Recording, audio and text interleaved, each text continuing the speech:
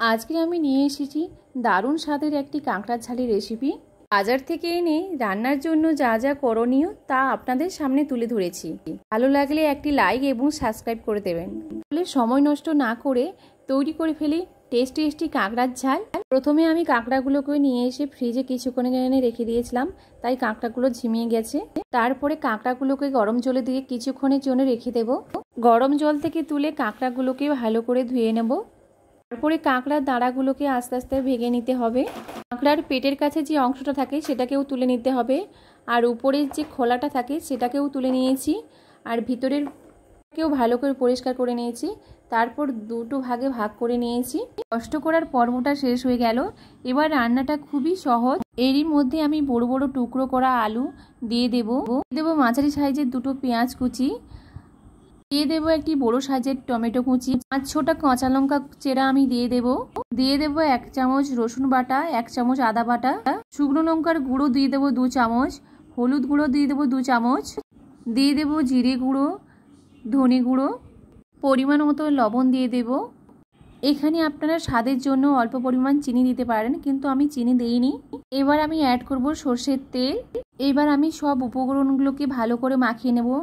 খুব ভালো করে মাখিয়ে নিতে হবে, মশলাগুলো যেন ভালো করে কাঁকড়ার মধ্যে লাগে। আমাদের দ্বিতীয় স্টেপ কমপ্লিট। এবার আমরা এটাকে কিছুক্ষণের জন্য রেখে দেব, যাতে মশলাগুলো কাঁকড়ার মধ্যে ঢোকে।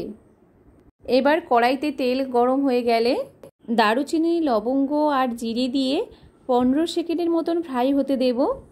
ভালোভাবে ফ্রাই হয়ে গেলে মিশ্রণটা দিয়ে দিলাম। দিয়ে দেওয়ার পরে ভালো করে কাঁকড়াটাকে নাড়াচাড়া করে নিলাম।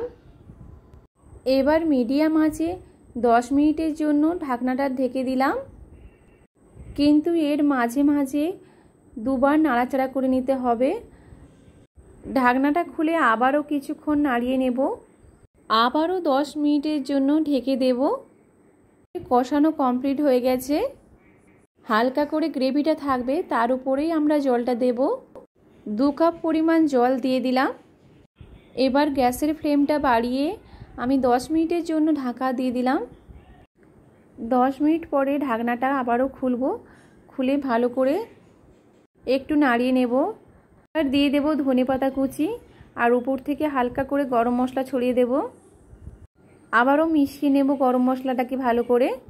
সব শেষে ধনেপাতা আর গরম মশলাটা একটা আলাদা ফ্লেভার দেবে, খেতেও খুব টেস্টি এবং সুস্বাদু হবে। তৈরি হয়ে গেছে আমাদের স্পেশাল রেসিপি কাঁকড়ার ঝাল। আপনারাও এভাবে তৈরি করুন আর গরম গরম ভাতের সঙ্গে সার্ভ করুন। রান্না করে কেমন খেতে হলো আমাকে কিন্তু জানাতে ভুলবেন না। আর এভাবেই আমার পাশে থাকুন, যাতে নতুন নতুন ভিডিও আপনাদের সাথে শেয়ার করতে পারি।